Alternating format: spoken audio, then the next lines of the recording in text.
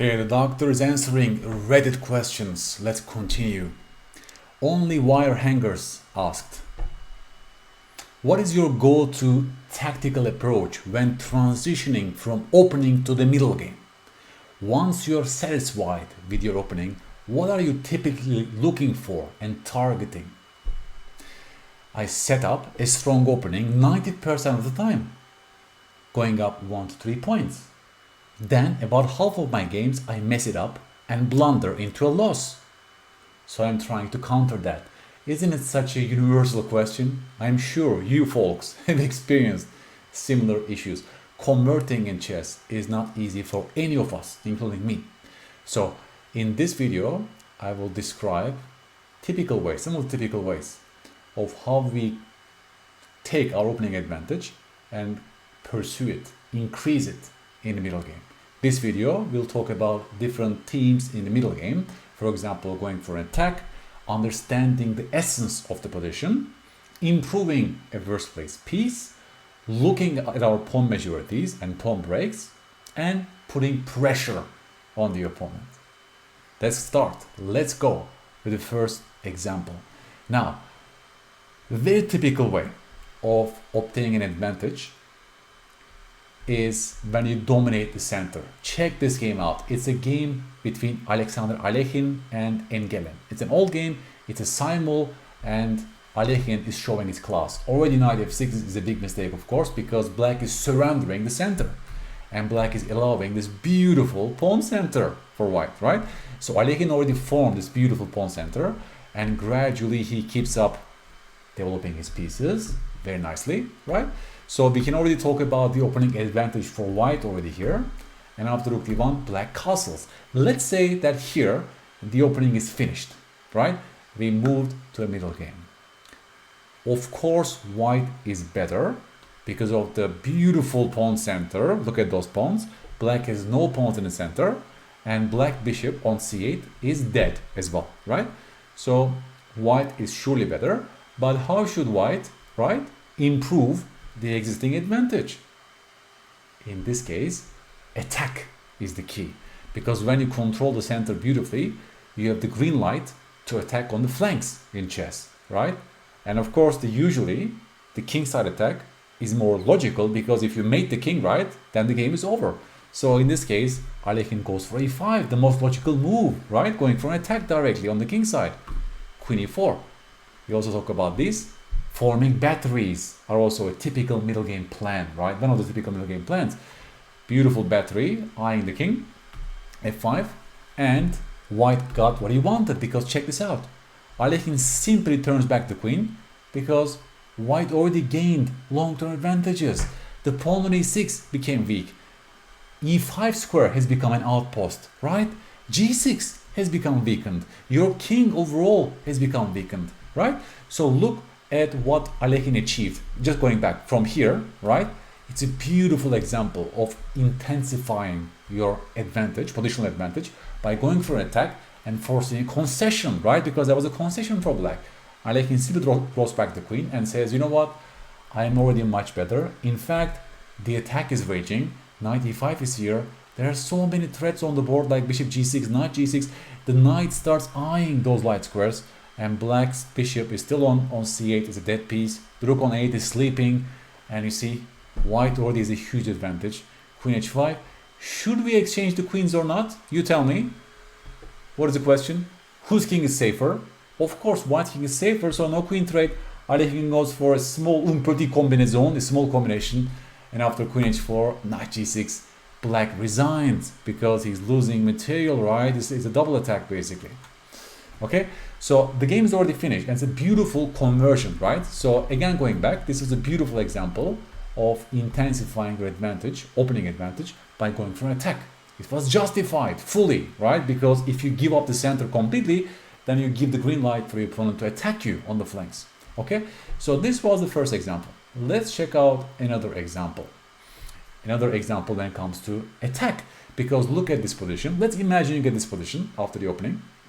It's already, let's say, you might say middle game position, early middle game, but to me, the interesting point is this: what is going on in this middle game? What is the most important imbalance here, right? Obviously, if you look at the king's locations, right, folks, king safety is the most important thing in chess. So opposite side castle king, so it means it's a pawn storm, it's an attack, it's violence that will decide this game. So all your middle game strategy must revolve around that, right? How do I attack the black king as soon as possible? That becomes the key question. So here you must formulate a plan. What is white strategy in this position? It's to open up the king side, correct? I somehow must push my pawns on the king side and open up the king side. But how do you do that? And here comes the interesting part. Because if you simply push h4, it's not working out because you allow h6. That's a beautiful padlock formation. And black ensures that the king side will remain closed, right? And if you go this way, he will go this way. Everything is closed. So white must be careful. h4 was not correct. What is the move that ensures that things are going to be opened up soon? Bam, g5. It's a beautiful move, folks. h4, h5 is coming, and black cannot prevent an opening of the king side, which is obviously favoring white, right? So this was a different example, the same idea, and also this shows us how important it is in chess is to look at the opponent's resources, right? The opponent's plans, and try to potentially falsify your own ideas. h4 looks very logical, but in fact it doesn't work fully for white because it allows h6. So white goes directly g5 and achieves the plan. White forms a plan in this middle game. That's the most important for me. Okay, let's go on. For example, sometimes you can have an advantage in the opening. By the way, all these positions I show you here, that you have the advantage after the opening, right? But in this case for white, the advantage is much more positional in nature, don't you think? Because if you look at the bishop on c8, right, that's a dead piece, and queen e7 has a positional threat. You must tell me, folks, what is the positional threat after queen e7? It's a typical Catalan opening, by the way, Catalan structure, which is highlighted by the bishop on g2 versus the bishop on c8. If white keeps the bishop on c8 as an inactive piece, white will always have a long-lasting pull in this middle game, okay? So queen e7 threatens, you tell me, e5 obviously, right? That's a positional threat right now that you are facing. So white must address this. And tell me the move that addresses that nicely. Knight e5, a multi-purpose move, stopping e5 and opening up the bishop as well, right? Beautiful. And after takes, white keeps a long-lasting pull. White keeps the opening advantage, right? But look, this was a very different way of playing the middle game, right? Compared to what we've seen at the beginning. So it again depends on what type of advantage you have from the opening. This was much more about white wants to control the game, keeps control, prevent needless counterplay. And also again, once again, you see it, how important it is in chess is to look at the opponent's ideas, opponent's moves, opponent's threats, right? Struggle against the opponent's starts already from move 1, folks. Keep that in mind, right? Okay? Sometimes you just put pressure on the opponent. You intensify the pressure. That's a game between Fischer and Spassky. And Fischer, a genius, he looks at this position. He already has something going on the A file. But he says that's not enough. I have to put more pressure. He does that. Rook a3. Check this out. Rook a1. Check this out, folks. Look how Fischer is intensifying the pressure. He's forming an Alekhin's gun. Isn't it beautiful? And he's basically pointing towards a file. At some point, white will open up the a file, but white doesn't relinquish the tension so early. He actually intensifies the pressure and puts pressure on Spassky. Queen e8. And here comes the beautiful part. Fischer sees the bad piece on g3 and places it on the queen side. Look at this. Fischer is forming a slow and steady plan. This knight on b1 is a beautiful idea because if black waits, which Spassky didn't, this was the point of Fischer. Yeah, look at this. Check this out. Exchange, exchange, exchange. Knight a3 and the pawn on b5 is falling. Wasn't it beautiful? Step by step, he accumulated the advantage, intensified the advantage, put more pressure, targeted those weaknesses and win that weakness on b5. So after knight b1 here, Spassky said this was enough. He was desperate. He sacrificed the piece for some central counterplay, but this was not enough. And Fischer actually won the game after rook a7. Some complications, but white's already better. But for this phase of for this video, right, You need to understand. This way of playing is also quite logical. Instead of exchanging too early, you should generally put more pressure if you have this potential battery on the a file, right? Because in this case, it's white who is going to decide at which point you will take on b5. Black needs to react to your ideas. And this is also a very typical way, right, in the middle game, to put more pressure on the opponent.